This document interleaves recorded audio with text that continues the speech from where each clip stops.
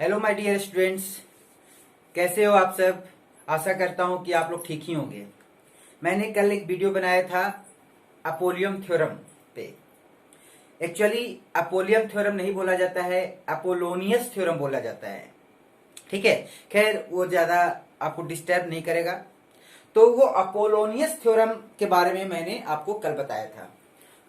अच्छा रिस्पॉन्स रहा, आपने लाइक किया, कमेंट भी किया, अच्छी अच्छी कुछ कमेंट किए आप लोग, अच्छा लगा। लेकिन अब मैं इसी अपोलोनियस थ्योरम को थोड़ा आगे बढ़ाता हूं और कुछ और कॉन्सेप्ट जानने का प्रयास करता हूं। ठीक है, रेडी हो? Ready? Okay, ready. Apollonius theorem, देखो स्पेलिंग की मत जाना यार, क्योंकि मैथ के टीचर है। ठीक है, तो ये अपोलोनियस थ्योरम होता है। क्या होता है, कल आपने थोड़ा सा भी अगर मेरा क्लास किए और उसका रिवीजन कर लिए होगे तो आपको अपोलोनियस थ्योरम समझने में कोई दिक्कत ना हो रहा होगा। क्या है कि अगर एक ट्रायंगल है, इसमें 3 मीडियन होता है। एक एडी होता है, एक बीई है और एक सीएफ है। नाम कुछ भी दे सकते हो तुम लोग, ठीक है, नाम कुछ भी दे सकते हो, कोई इशू नहीं है। इसमें लिखना क्या है, अगर हम एडी के रिस्पेक्ट में, मीडियन एडी के रिस्पेक्ट में अपोलोनियस थ्योरम लिखना चाहते हैं तो क्या होगा, आजू बाजू के साइड का स्क्वायर, यही ना बताए थे, ए बी स्क्वायर। देखिए तो आ रहा है clear, A B square plus A C square equal to twice of A D square plus C D का स्क्वायर। ही ना बताए थे आपको, कोई दिक्कत नहीं। चलिए आगे देखिए। अब देखिए यहाँ पे सी डी के जगह पे आप बी डी का भी स्क्वायर लिख सकते हो, कोई इशू नहीं है, कोई प्रॉब्लम नहीं है। चलिए नेक्स्ट, एडी के रिस्पेक्ट में आप लिख लिए। अब बीई के रिस्पेक्ट में चलते हैं हम लोग। ठीक है, ध्यान दे दीजिएगा, बीई के रिस्पेक्ट में अगर हम अपोलोनियस थ्योरम लिखना चाहते हैं, इस थ्योरी को लिखना चाहते हैं, तो बीई के आजू बाजू के साइड का स्क्वायर का सम, तो बीई तो इसके आजू बाजू क्या, ए बी स्क्वायर, ठीक है, और फिर बीसी स्क्वायर, तो A B square plus BC square equal to twice of जिसके रिस्पेक्ट में चल रहे हो उसका स्क्वायर, बीई स्क्वायर। और जहां पे मीडियन लिखाया, जहां पे ये मीडियन पड़ा, उसका कोई भी एक भाग ले लेना है। दोनों तो आपस में बराबर ही होगा, लिख देते हैं ए स्क्वायर, कोई दिक्कत। चलिए, तो एडी के रिस्पेक्ट में आप चले, बीई के रिस्पेक्ट में आप चले, अब सी एफ के रिस्पेक्ट में आपको चलना होगा। ठीक है, इसी को लिखो C F square, sorry C F के रिस्पेक्ट में लेके चल रहे हैं, सी एफ के रिस्पेक्ट में लेके चल रहे हैं। तो इसका फॉर्मूला क्या हो जाएगा, आजू बाजू के साइड के स्क्वायर का सम, मतलब A C square plus BC square equal to twice of, अब ज्यादा बोलना नहीं है, twice of C F square plus A F square. तो यही आपको अपोलोनियस थ्योरम है। कोई कंफ्यूजन किसी को? बिल्कुल नहीं, एकदम धीरे धीरे पढ़ा रहे हैं। अगर हम बोले तेज में भी हम पढ़ाएं तो वीडियो यार पॉज कर करके देखते रहना, कोई कंफ्यूजन नहीं है। ठीक है, चलिए अब यहां पे देखिए, अब इसी अपोलोनियस थ्योरम को बेस मानकर के कुछ और भी कॉन्सेप्ट निकाला जा सकता है। ठीक है, आप देखो, ध्यान से देखते रहो, क्या इसी को यूज करके कुछ और भी फाइंड आउट किया जा सकता है, कुछ इंपॉर्टेंट। तो बिल्कुल देख लीजिए हम क्या कर रहे हैं। यहां पे CD, ये CD, ठीक है, ये पूरा BC है, ये B और C है, तो ये भी BC/2 हो गया और ये भी BC/2 हो गया, क्योंकि दोनों तो मिलकर BC होने वाला है, ध्यान दीजिएगा। ठीक है, और अगर ये AC मीडियन है BE, इसका मतलब ये AC का आधा है, AC/2, और ये भी AC/2 है। कोई दिक्कत किसी को? दिक्कत नहीं ना है, ध्यान देते रहिएगा सामने। और ये AB पे CF मीडियन है, इसको मतलब ये दोनों बाइसेक्ट किया, इस साइड को बाइसेक्ट किया, मतलब ये भी है तो ये AB/2 है और ये भी AB/2 है। क्या इतनी सी बात समझ में आया? ये बात समझ में आया? कि मीडियन है तो सामने वाले साइड को दो बराबर बराबर भाग में डिवाइड करेगा, बाइसेक्ट करेगा। ठीक है, कोई दिक्कत नहीं ना। चलिए ठीक है, अब आप ध्यान से देखिए, अगर आपको कोई प्रॉब्लम ना हो रहा है तो इस CD को क्या लिख सकते हो, CD को क्या लिख सकते हैं, BC/2 लिख सकते हैं, BC/2। और ये स्क्वायर में है तो इसी के जगह पे आप लिख सकते हैं BC²/4। ठीक है, कोई दिक्कत किसी को। चलिए, अब AE को आप क्या लिख सकते हैं, AE कहां है, ढूंढना पड़ेगा। AE को क्या लिख सकते हैं, AC/2। और यहाँ AE का स्क्वायर है तो क्या इसी को लिख सकते हैं AC²/4। AC को लिखेंगे, AC स्क्वायर करेंगे, AC स्क्वायर होगा, 2 का स्क्वायर करेंगे तो 4। इतना तो आपको जानकारी होना चाहिए। और AF को क्या लिखेंगे, देखो AF को क्या लिखेंगे, AB²/4। ये ऑपरेशन समझ में आया सबको, ये जो समझ में आया, आ गया होगा, बिल्कुल आ गया होगा। अब इसी को क्या करेंगे, देखो ये LHS तरफ है, क्या है, AB² plus AC square, AB² plus BC square, AC square plus BC square. और RHS तरफ क्या है, 2 into AD square plus BC²/4। इस CD को अब भूल जाना है, इस CD अब कोलोनिस्ट पे आता था। अब 2 into BE square plus AE नहीं बोलना है, AC²/4 है। और ये भी समझ में आ रहा होगा, AB²/4 है। अब क्या करते हैं, हम ये सबको जोड़ देते हैं, ये तीनों इक्वेशन जो है ये सभी को हम क्या कर देते हैं, ऐड कर देते हैं। बात समझ पा रहे हो, सबको जोड़ देते हैं। तो आपको ये पता होना चाहिए कि जब भी आप इक्वेशन ऐड कर रहे हो तो LHS एक तरफ जोड़ोगे और RHS एक तरफ जोड़ोगे। बात समझ में आ रहा है। चलिए ध्यान दीजिए, अब जोड़ते हैं तो ये क्या हो जाएगा, देखिए ध्यान से देखिएगा, AB², 2AB²। क्लियर, ध्यान दीजिएगा, ज्यादा हम लिखेंगे नहीं। AB², 2AB², कोई दिक्कत। फिर BC², 2BC²। और AC², 2AC², कोई दिक्कत नहीं ना है, कोई दिक्कत है नहीं ना, ओके है ना। तो अब जब 2 सब में आ रहा है तो 2 कॉमन ले लेंगे, 2 कॉमन ले लेंगे तो आपका आ जाएगा, देखो मेरे भाई, AB² plus BC² plus CA²। कोई कंफ्यूजन किसी को नहीं होना चाहिए, ठीक है। आगे अब इसको देखो, 2AD², 2BE², 2CF²। और फिर ये 2 इसमें भी तो मल्टीप्लाई होगा तो आ जाएगा क्या, अगर इसमें मल्टीप्लाई हो जाएगा तो BC²/2 आ जाएगा। क्योंकि देखो ये वाली, इसको कैलकुलेशन को थोड़ा किनारे करो कि अगर इसको इससे गुना करेंगे तो 2 इंटू BC²/4, 2 दूनी 4 तो BC²/2। ठीक है, ये आपको कैलकुलेशन करना होगा, नहीं तो लिखते रह जाओगे। फिर देखो इसको इससे गुना करोगे AC²/2 और इसको इससे गुना करोगे AB²/2। और एक तरफ 2AD², 2BE², 2CF²। ये जानकारी होना चाहिए, इतना कैलकुलेशन तुमको जानना है, तब ऑफिसर बनोगे, नहीं तो बैठे रहने वाले वो चपरासी बनोगे। फिर देखते रहना, 2AD² कॉमन ले लिए, BE² और CF²। आप ध्यान दो, ADBECF इस ट्रायंगल में मीडियन का काम कर रहा है, ठीक है।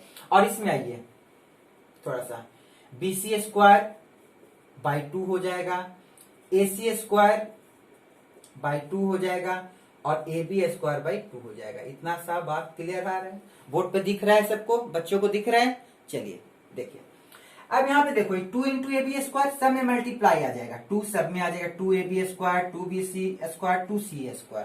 ठीक है, और ये AB², BC², CA² को LHS में ले आते हैं, देख लो, 2AB², 2BC² 2CA² minus AB²/2, एकदम कैलकुलेट कर देते हैं, AB²/2। फिर क्या होगा, BC²/2, सजा के लिख रहे हैं, AB BC CA। और फिर AC²/2। इधर क्या बच गया, देख लो, 2 into AD² plus BE² plus CF²। कोई दिक्कत किसी, दिख रहा है ना बच्चों को, बोर्ड दिख रहा है ना, क्लियर है ना।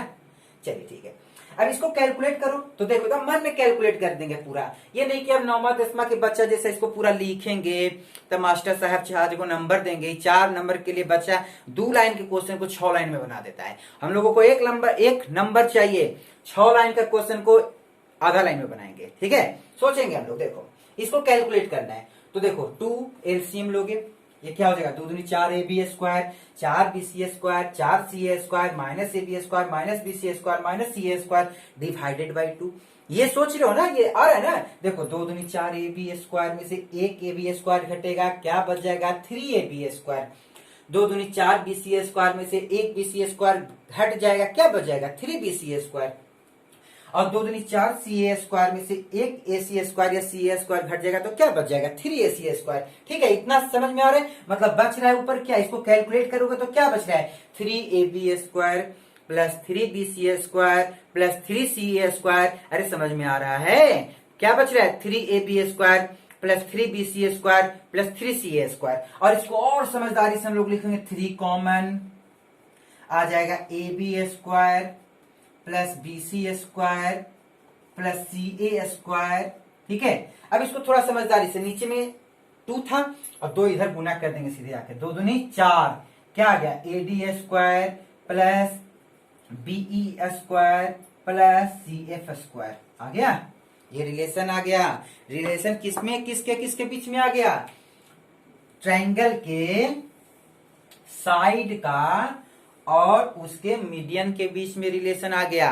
क्या रिलेशन आ गया कि अगर आप कोई भी ट्रायंगल का तीनों साइड और उसका तीनों मीडियन में रिलेशन ये है कि अगर आप साइड के स्क्वायर निकालते हो, AB स्क्वायर BC स्क्वायर और CA स्क्वायर सबको जोड़ देते हो, तो इसका 3 गुना जो होगा वो मीडियन के स्क्वायर के सम के 4 गुना के बराबर होगा। मतलब 3 into AB square plus BC square plus CA square equal to 4 into AD square plus BE square plus CF square.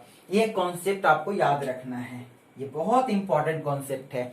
अब इसमें क्वेश्चन भी बनाने के लिए आ सकता है, जैसे मान लीजिए समझ में आ गया होगा, बिता रहे हैं यहाँ पर। अगर क्वेश्चन बनाने के लिए आ सकता है, पूछ सकता है क्वेश्चन, जैसे देखिए क्या आ रहा है, आ सकता है कि अगर ABC है, मान लीजिए 6 है, ये 8 है और ये 9 है। ठीक है, कल ऐसा क्वेश्चन बताए थे, एक मीडियन मान लीजिए 6, कुछ भी ले लो ना, 7 ले लो, ये ले लो, 9 ले लो। अब ये निकालने के लिए कह रहा है, आप इसके फॉर्मूला, इस कॉन्सेप्ट का यूज करके आप ये फाइंड आउट कर सकते हो। क्लियर है, चलिए आगे। अब इसी अपोलोनियस थ्योरम कहाँ यूज करके ये कॉन्सेप्ट हमने जाना। अब थोड़ा हम नेक्स्ट एक और कॉन्सेप्ट जानते हैं, बहुत इजी कॉन्सेप्ट है। देखिए, अगर एक ट्रायंगल है, एक ट्रायंगल है ABC, अब इसमें एक कॉन्सेप्ट है मीडियन। अगर मान लीजिए यहां पे से एक मीडियन डाले, तो मीडियन जो है, एक मीडियन यहां पर, एक मीडियन ये और एक मीडियन ये, यहां पर जो मिला इसको बोलते हैं सेंट्रॉइड। ये मैंने आपको वीडियो में बताया है और आप ये जानते हो कि meeting point of all the medians, meeting point of all the medians is called centroid. और सेंट्रॉइड जो है मीडियन को 2:1 में बांटता है, ये आपको पता है, 2:1 में बांटता है। क्लियर है, ये भी 2:1 में बटेगा और ये भी 2:1। और 2 कहां से होगा, माथा से, और पूछ तरफ 1 रहेगा। मतलब ये कि सेंट्रॉइड जो है मीडियंस को 2:1 के रेशियो में डिवाइड करता है। अच्छा चलिए, इतना पता हो गया। चलिए, छोटा सा कॉन्सेप्ट है, जान लीजिए इसी वीडियो में। अगर एक ट्रायंगल लिए ABC, तो ये BE और ये CF, मान लीजिए ये मीडियन M1 है, ये मीडियन M2 है, सबको दिख रहा है ना, ये मीडियन M3 है और ये सेंट्रॉइड है, O है।